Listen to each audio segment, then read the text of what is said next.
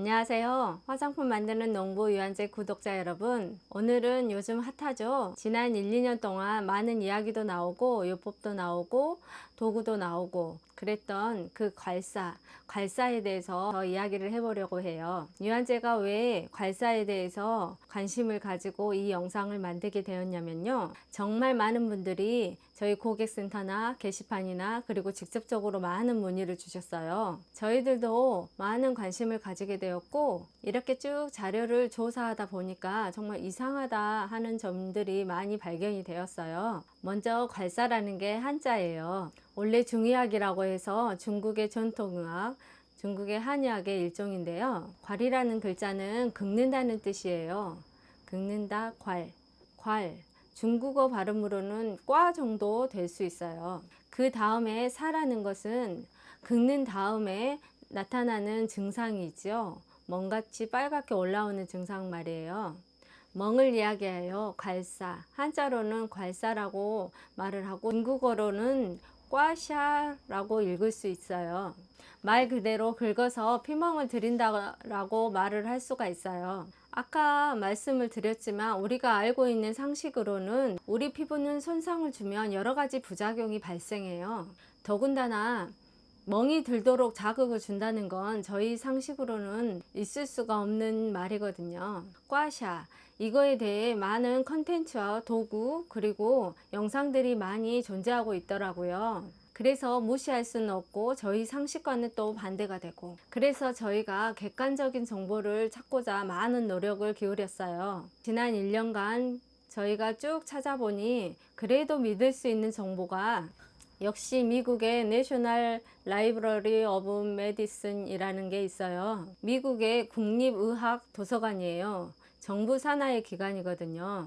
여기에 저희가 꽈샤에 관련된 논문들을 쭉 조사해 봤어요.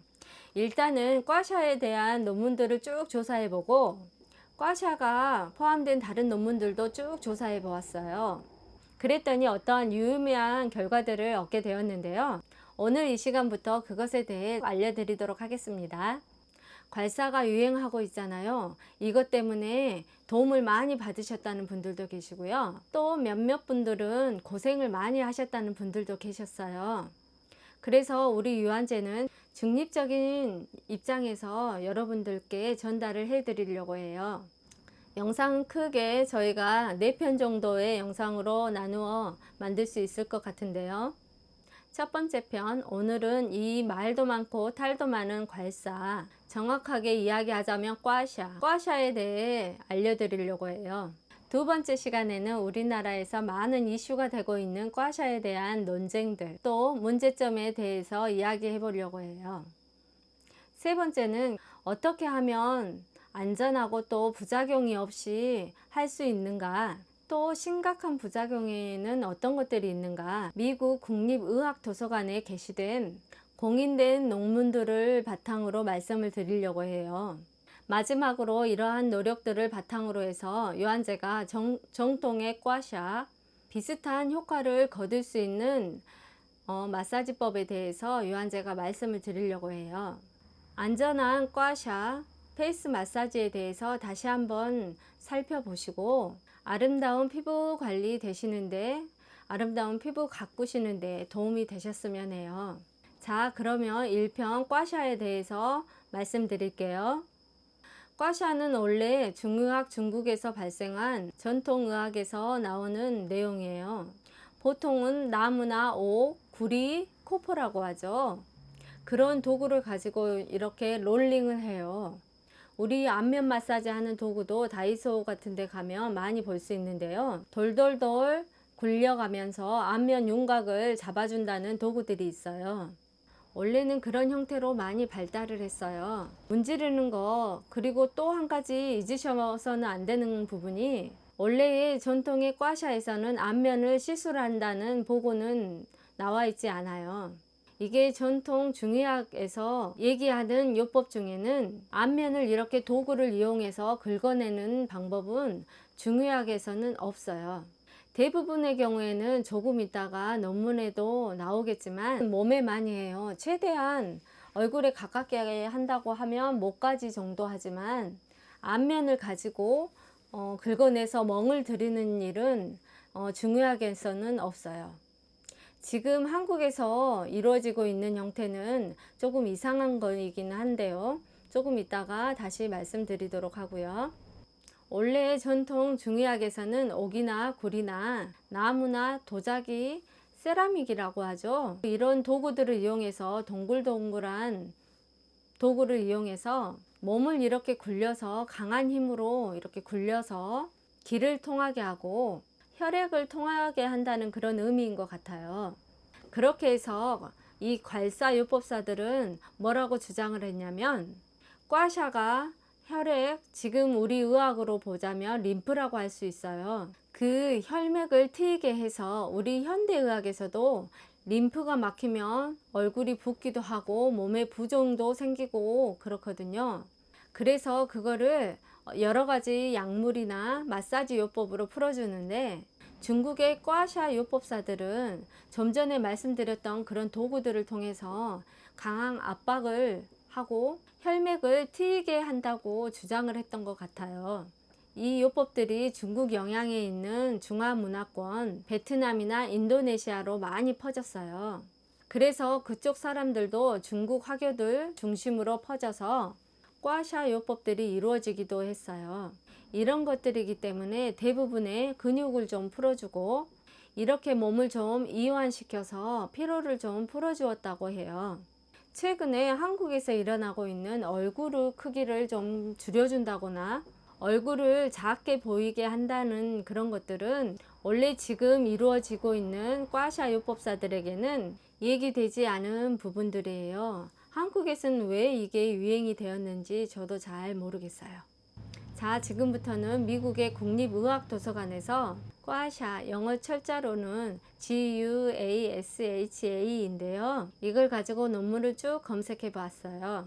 그랬더니 꽈샤를 직접적으로 다루고 있는 논문들을 한 20편 정도 발견을 할 수 있었는데요. 여기에 논문들을 정리를 해 보자면 약간이라도 효과가 있었다고 발표된 논문은 파킨슨병이라고 있죠. 신경에 관련된 파킨슨병은 통증을 수반하는데요. 그 통증을 경감시키는 목적으로 꽈샤가 일부 제한적으로 효과가 있었고요. 족저근막염, 발바닥에 무리를 입었거나 발바닥에 상처를 입었거나 해서 생기는 족저근막염에 발바닥을 문질러주는 행위를 통해서 통증이 살짝 줄어든 결과가 있었다고 해요. 또 우리가 백신을 맞았을 때 팔에 통증이 있잖아요. 통증이 있는데 꽈샤 요법을 했더니 통증이 일부 경감되고 가만히 두은 상태보다 면역 반응이 좀 더 증가되었다고 해요.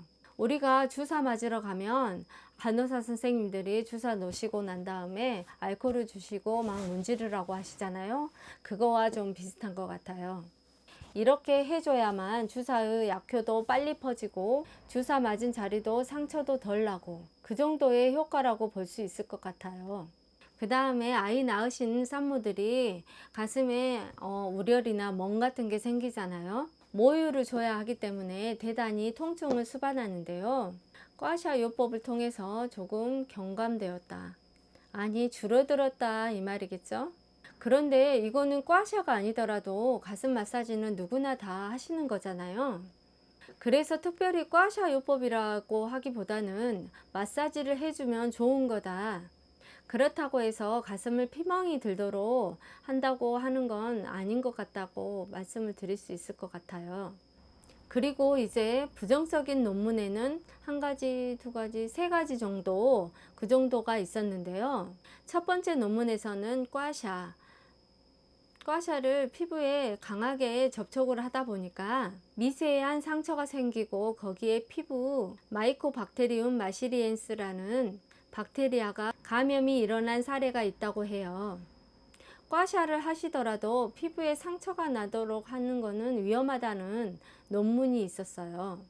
두 번째는 이건 좀 더 심각한 경우인데요. 이분은 공교롭게도 한국 분이셨어요. 한국 여성 63세 여성분이셨는데요. 이분은 얼굴이 사각턱이셨던 것 같아요. 그래서 이 얼굴을 좀 더 줄이고자 얼굴 쪽에 강하게 꽈샤를 시행을 했던 것 같아요. 그래서 이분 같은 경우에는 너무 과도한 압박이나 자극으로 인해서 근육이 럽쳐 종괴가 생기고 염증이 생겨 조직이 무너지는 그런 사례가 있었어요. 그래서 이분은 어쩔 수 없이 얼굴 치료를 하신 걸로 논문에 나와 있고요.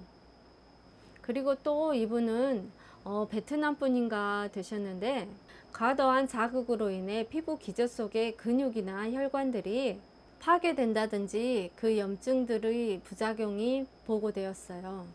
정리하자면 오늘 1편에서 얘기한 미국의 국립의학도서관의 자료를 정리하자면 주로 마사지나 이런 것들을 통해서 제한적인 효과는 있다.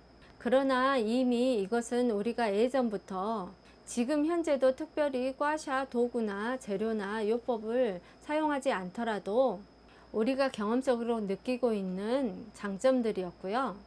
부작용으로서는 너무나 과도한 자극으로 인해서 피부 겉표면의 감염, 너무나 과도한 자극으로 인해서 피부 속 조직 혈관이나 근육층이 손상, 이런 부작용들이 있었어요.